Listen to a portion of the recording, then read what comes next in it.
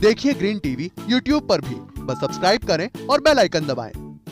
नमस्कार दोस्तों, स्वागत है आप सभी का किसान बुलेटिन में और मैं हूं आपके साथ पारुल यादव। चलिए नजर डालते हैं किसान बुलेटिन में आज की बड़ी हेडलाइंस पर। पशुओं में तेजी से फैल रहा है लंपी स्किन डिजीज। राजस्थान सरकार ने बचाव के लिए उठाया जरूरी कदम। विश्व भर में बढ़ रही है भारतीय मसालों की मांग। 8 सालों में तेजी से बढ़ा निर्यात। बर्फ की तरह दिखता है ये खास फल। खेती करके किसान कमा रहे हैं अच्छा मुनाफा।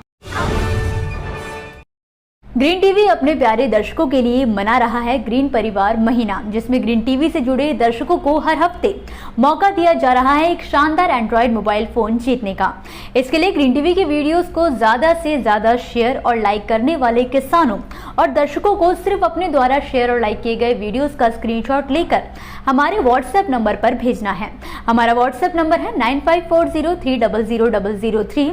हफ्ते भर में जिस भी दर्शक द्वारा ज्यादा से ज्यादा वीडियोस को लाइक और शेयर कराया जाएगा, उन्हें न सिर्फ एक अच्छा मोबाइल फोन ग्रीन परिवार की तरफ से तोहफे में दिया जाएगा, बल्कि उन्हें ग्रीन टीवी के प्लेटफॉर्म पर आने का मौका भी मिलेगा। पशुओं के लिए खतरनाक माने जाने वाली लंपी स्किन डिजीज इस समय तेजी से राजस्थान के पशुओं के बीच फैल रही है, जिसको रोकने के लिए प्रदेश सरकार द्वारा कुछ जरूरी कदम उठाने का फैसला भी लिया गया है। आपको बता दें कि हाल ही में प्रदेश के पशुपालन मंत्री लालचंद कटारिया ने जयपुर स्थित पंत कृषि भवन में विभागीय उच्च अधिकारियों के साथ एक बैठक करके स्थिति की समीक्षा की है। इस दौरान उन्होंने अधिकारियों को पश्चिमी राजस्थान के मवेशियों में फैल रही इस बीमारी को रोकने के लिए जरूरी काम करने के निर्देश भी जारी किए हैं। इसके अलावा कटारिया ने कहा है कि पशुपालन विभाग के अधिकारी इस बीमारी की रोकथाम और उपचार के लिए जरूरी दवाइयों की उपलब्धता सुनिश्चित करें। आपातकालीन परिस्थितियों में दवाइयां खरीदने के लिए बजट भी आवंटित रखें, ताकि किसानों को किसी भी तरह की समस्या का सामना न करना पड़े। जानकारी के लिए आपको बता दें कि हाल ही में राजस्थान समेत तमिलनाडु, उड़ीसा, कर्नाटक, उत्तर प्रदेश, केरल, असम, छत्तीसगढ़ और मध्य प्रदेश जैसे कई राज्यों में ये बीमारी देखी गई है, जिसके चलते ही राजस्थान सरकार ने सतर्कता बरतते हुए अधिकारियों को निर्देश जारी किए हैं।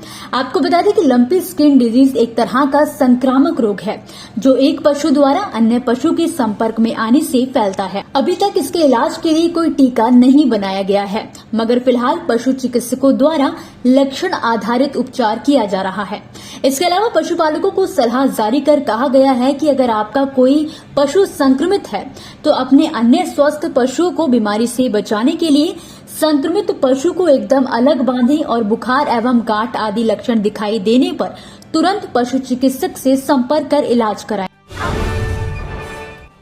भारतीय मसालों की महक इस समय दुनिया भर में काफी तेजी से फैलने लगी है। स्थिति ये हो चुकी है कि पिछले कुछ सालों में भारतीय मसालों के एक्सपोर्ट में भारी बढ़ोतरी देखने को मिली है, जिसके चलते न केवल किसानों को मुनाफा मिल रहा है, बल्कि देश को भी इसका भरपूर फायदा देखने को मिल रहा है। इसी कड़ी में केंद्र सरकार द्वारा जारी किए गए हाल के आंकड़ों पर अगर नजर डालें तो साल 2013 में जहां अदरक, केसर और हल्दी समेत कुछ और मसालों का निर्यात 260 करोड़ रुपए था, तो वहीं अब ये बढ़कर 761 करोड़ रुपए तक पहुंच गया है। इससे किसानों और व्यापारियों के लिए एक नई उम्मीद जगी है। वाणिज्य एवं उद्योग मंत्रालय से मिली जानकारी के मुताबिक भारतीय मसालों की मांग विश्व भर में बढ़ी है और निर्यात में भी जबरदस्त उछाल आया है। पिछले 8 सालों में हल्दी, अदरक और केसर के निर्यात में करीब 192% की बढ़ोतरी हुई है। अप्रैल मई 2013 में इन तीनों मसालों का निर्यात जहां पर 260 करोड़ रुपए का हुआ करता था, तो वहीं अप्रैल मई 2022 में वो बढ़कर 761 करोड़ रुपए हो गया है।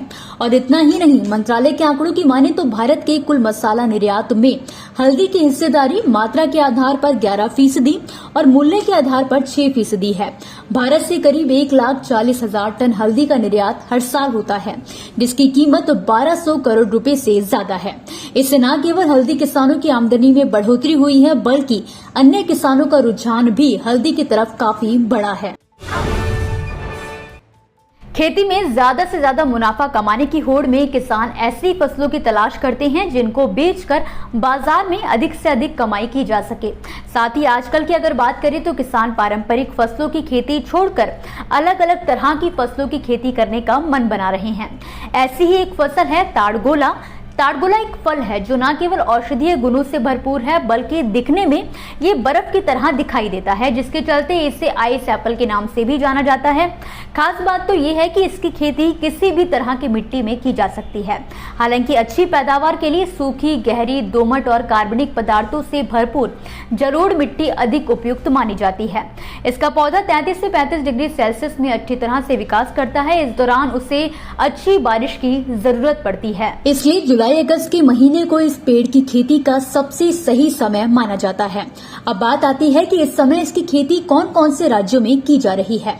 तो आपको बता दें कि महाराष्ट्र, तमिलनाडु और उड़ीसा के ज्यादातर इलाकों में ताड़गोला उगाकर किसान अच्छी आमदनी ले रहे हैं। ताड़गोले में calorie, fat, sodium, carbohydrate, fibre, sugar, protein, potassium, copper, vitamin B6 और जिंक प्रचुर मात्रा में पाया जाता है।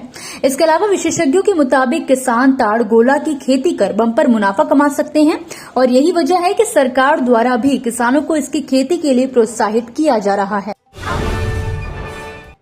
दोस्तों, ये थी वो खबरें जिन्हें हमने आप तक विस्तार से पहुंचाया, लेकिन अब हम बात करेंगे कुछ ऐसी खबरों की जिनके बारे में भी आपके पास जानकारी होना जरूरी है। तो चलिए फटाफट से नजर डालते हैं खेती किसानी और कृषि क्षेत्र से जुड़ी आज की छोटी बड़ी अपडेट्स पर। बिहार में मालभोग केले को प्राइड ऑफ बिहार भी कहा जाता है, जिसके चलते अब डॉक्टर राजेंद्र प्रसाद केंद्रीय कृषि विश्वविद्यालय पूसा ने प्रोएक्टिव कदम उठाते हुए केला अनुसंधान केंद्र गोरौल में एक उत्तक संवर्धन प्रयोगशाला की स्थापना की है, जिसका मुख्य उद्देश्य मालभोग प्रजाति के केले का संवर्धन करके उसे विलुप्त होने से बचाना है। आपको बता दें कि मालभोग किस्म का केला इस समय विलुप्त होने के कगार पर पहुंच गया है और यही वजह है कि प्रदेश में इसे बचाने की कवायद शुरू हो गई है। कोयम्बटूर में किसान टमाटर को हाईवे पर फेंक रहे हैं। दरअसल यहाँ के किसान टमाटर की कीमतों में अचानक आई तेज गिरावट से निराश थे, जिसके चलते कुछ किसानों ने 1 टन टमाटर को हाईवे पर फेंक दिया। यहाँ पर 15 किलो के टमाटर के कैरेट का सिर्फ 50 रुपए दाम मिल रहा है। इतना सस्ता होने के बाद भी कोई खरीदार जब किसानों के पास नहीं आया, जिसके चलते किसान निराश हो गए और उन्होंने टमाटर को वहीं राजमार्ग पर फेंक दिया। दरअसल किसानों को टमाटर से बेहतर कमाई की उम्मीद थी, लेकिन इस बीच अचानक से रेट कम होने के चलते किसानों को केवल निराशा हाथ लगी है। भारत से कृषि निर्यात में लगातार सुधार हो रहा है। चालू वित्त वर्ष 2022 से 23 के पहले 3 महीनों में निर्यात के आंकड़ों को देखा जाए तो इन 3 महीनों के दौरान भारत की कृषि और प्रसंस्करण खाद्य उत्पादों के निर्यात में 14% की बढ़ोतरी दर्ज की गई है। पिछले साल और इस साल के पहले 3 महीने के निर्यात को देखा जाए तो पिछले साल पहले 3 महीनों में $5,256 मिलियन का निर्यात हुआ था, जबकि इस साल 14% बढ़कर $5,987 मिलियन का निर्यात किया गया है। झारखंड सरकार द्वारा इस साल 1 लाख से अधिक किसानों को खरीफ फसलों के बीज बांटे गए हैं। इसके साथ ही राज्य के 3 लाख किसानों को ब्लॉकचेन तकनीक से भी जोड़ा गया है। गौरतलब है कि झारखंड में पहली बार कृषि विभाग द्वारा ब्लॉकचेन तकनीक का इस्तेमाल किया गया है और किसानों को इससे जोड़ा गया। इस तकनीक के जरिए कृषि विभाग द्वारा किसानों से लेकर कंपनी तक को एक चेन में जोड़ने का काम किया जा रहा है।